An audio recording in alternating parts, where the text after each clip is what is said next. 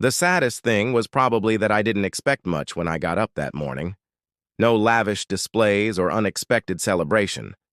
I knew better than to hope for those things, even if it wasn't a present, I thought. Perhaps someone would remember. Letter, a hug, or maybe a coffee date, something that would say happy birthday that would show it mattered. Even just somewhat. The sun had hardly stretched into the day. That wasn't too much to expect from your own family, was it? I looked out at the sky as I lay in bed. The house was already in motion without me. I could hear the clinks, the familiar, buzz of voices and laughter, but not for me.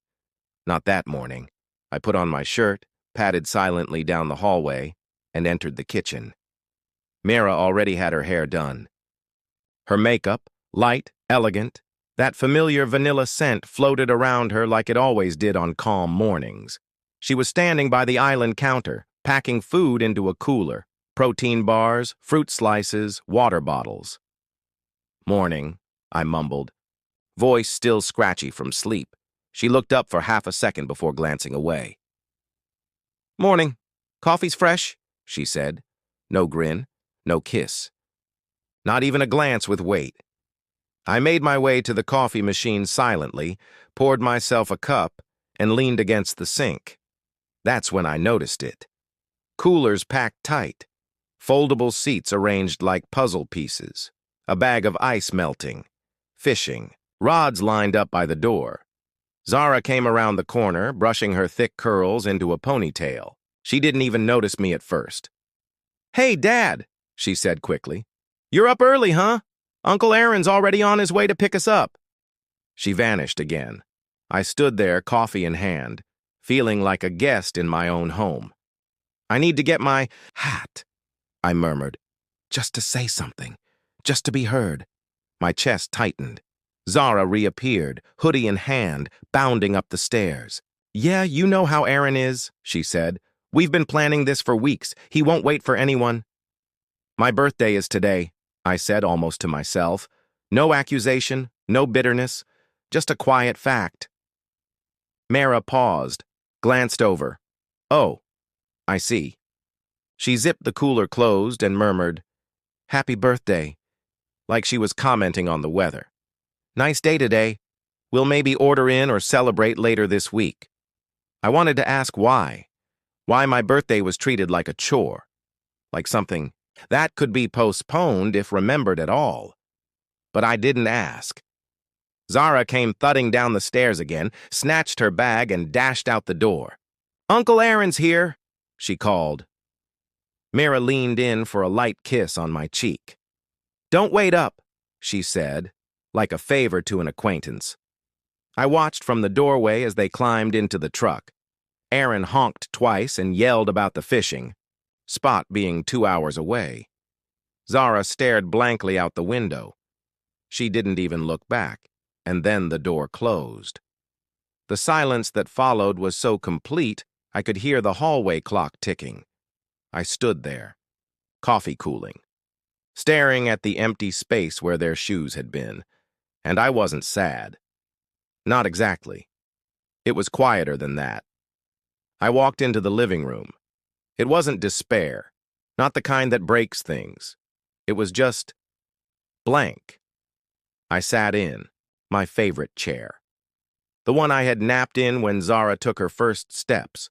The one I sat in when Mara was in labor. When the leg broke last fall, I fixed it myself. I waited for the feelings to come, but they didn't. I checked my phone. No calls. No messages. No reminders, just me. I sipped my lukewarm coffee and stared at the framed photos on the shelf. Zara, age 12, covered in cake. Mira holding her from behind, laughing. Our anniversary photo, back when we still held hands. A sparkler lighting. The background. Those smiles didn't feel like mine anymore. They felt borrowed, like scenes from someone else's life. I didn't want a parade. I didn't need streamers or balloons, but I did want to feel like I mattered, even just once a year. Instead, I was left with a cooling cup of coffee and the quiet realization that the people I loved most had chosen someone else's plans over mine. Out the window, a bird landed on the porch railing, hopped twice, then flew away. I had hoped for something small. What I got was even smaller than that. You can't ask for what's invisible to be fixed. You can't ask to be remembered. So I didn't. I didn't text. I didn't cry behind a bedroom door. I sat in my chair feeling the shape of their absence. And I made a silent promise. Even if they didn't remember me, I'd make sure they never forgot what they lost. That day, I did nothing, except watch. The minutes fall like rain on a windshield after the door had closed behind them. The clock ticked. The coffee cooled. I sat there long enough for the morning light to shift into afternoon gray. But this time, I wasn't broken. Something inside me had changed, and it wasn't anger. It was a quiet, final clarity. I was done asking. I had spent years helping, fixing, forgiving. I never kept score, but deep down, you always hope. You hope that love, given freely, is returned the same way. But love that needs to be reminded to show up isn't love, it's convenience. And on my birthday, I found my place in their world, somewhere below bait, fishing rods, and a cooler of fruit slices. So, I stepped outside, poured myself a second cup of coffee, watched the wind rustle the old oak tree. A few brown leaves loosened, drifting slowly to the ground. Fall was coming, and for the first time, it felt like me, quiet, thoughtful, and ready for change. Across the yard, the neighbor's kid tossed a tennis ball to their dog. He waved. I waved back. In that moment, it hit me. I had never been too busy for my wife or daughter. Not once. I was the guy who paused late at night to talk through dreams. The one who stopped a project midway to help with homework, who drove across town for a forgotten textbook. I had always been there. For everyone, except myself. And now, I was tired. Not the kind of tired that sleep fixes. The kind that lives in your bones. But bold doesn't have to be loud. So I stood up. My joints cracked from the long sit. I walked back inside, into the silence they left behind. I passed the refrigerator, old magnets, expired coupons, a forgotten to-do list. Right in the center, a photo of Zara's 16th birthday, her 90s-themed party, the one where I built a dance floor in the garage and strung lights across the ceiling, borrowed an old boom box. She laughed that night. Even Mara said it was the best party ever. They used to celebrate. But I had become the support system they never noticed holding them up. And today, there was no cake, no dinner, not even a reservation. So, I opened a drawer, took out a yellow notepad, wrote 3 simple words, still right here. Not the husband, not the father, but the man they only saw when things broke. That night, I ordered Thai noodles and mango sticky rice because I liked it, not because anyone else did. And I sat at the table, alone, not in pity, but in peace. Because I'd finally stopped fighting the silence.